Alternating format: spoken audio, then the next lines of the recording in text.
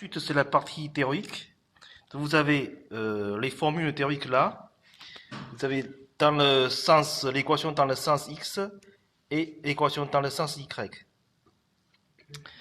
Voilà. Ensuite, vous avez un exemple très simple. Vous avez 3 barres. Vous avez que 2 barres AC et BC. Alors, A et B sont encastrés sur le bâti. Par exemple, en A, vous avez un A dans le sens X. Donc vous avez FAX, c'est la réaction du bâti, plus l'effort de la barre numéro 1, ici AC. Donc vous avez N1 cosinus moins 45. Alors ici, pourquoi ça fait moins 45? En fait, c'est l'angle entre X et la barre. Et du coup, là, ça fait moins 45. Vous avez ici, c'est un repère local en A.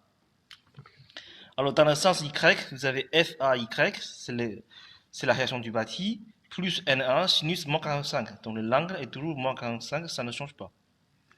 Alors, pour KB, en EB, c'est presque la même chose.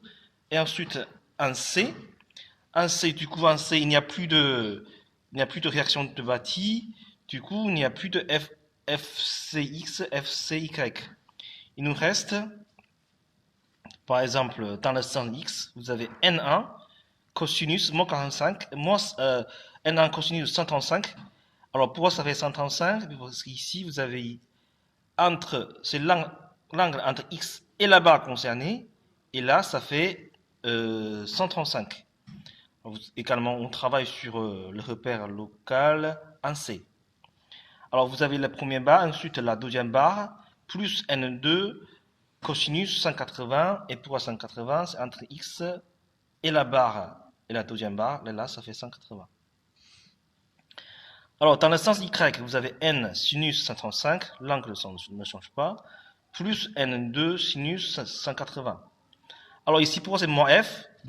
Parce que vous avez exercé une force de 200 newtons dans le sens négatif. C'est pour ça ici on met moins 200 newtons égale à 0. Voilà. Vous avez un exemple très simple de la partie théorique. Et ensuite, alors quand on a la force théorique NI, voilà, c'est la force, l'effort de chaque barre théorique. Et ensuite, on va comparer cette valeur-là avec les valeurs mesurées. Alors, qu'est-ce que c'est ces valeurs mesurées? Vous avez noté tout à l'heure la déformation de chaque barre, epsilon, la déformation epsilon m. Voilà. Après, vous avez le modulon que vous avez obtenu tout à l'heure pour la question 3. Et vous avez ici la contrainte égale à epsilon fois E. Donc, vous avez la contrainte mesurée. Et là, vous connaissez la section. C'est la section creuse, vous avez les grands rayons, petits rayons. Et ensuite, la contrainte fois la section égale la force mesurée.